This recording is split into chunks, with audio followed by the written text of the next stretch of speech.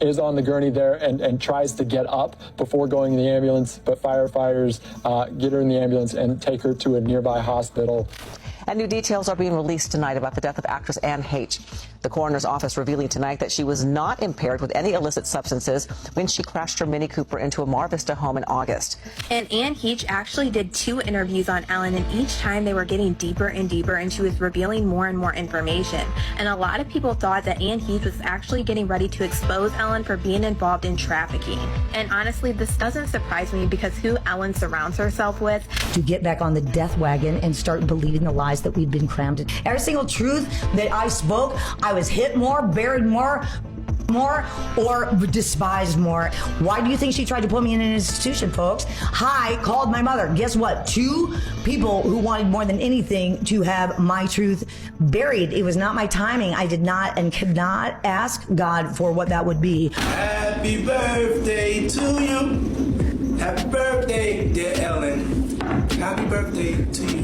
You didn't invite me to the party, so I'm just here in my office having shots in honor of one of the most beautiful women in the world.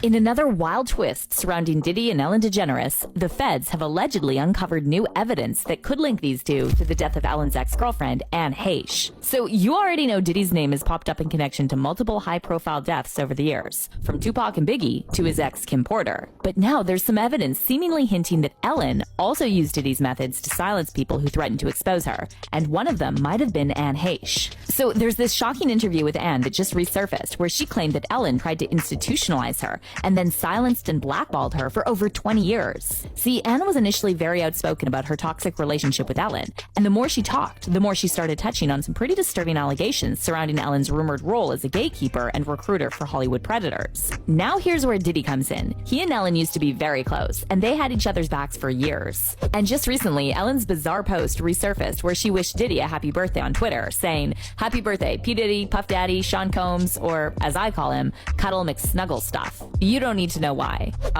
Yes, we do need to know why, Ellen, because why were you snuggling with someone who's now being accused of doing the unthinkable to victims as young as 9? Now, these lawsuits against Diddy may be new, but the allegations have been following him since the 90s, and it's hard to believe Ellen had no idea what Diddy was up to.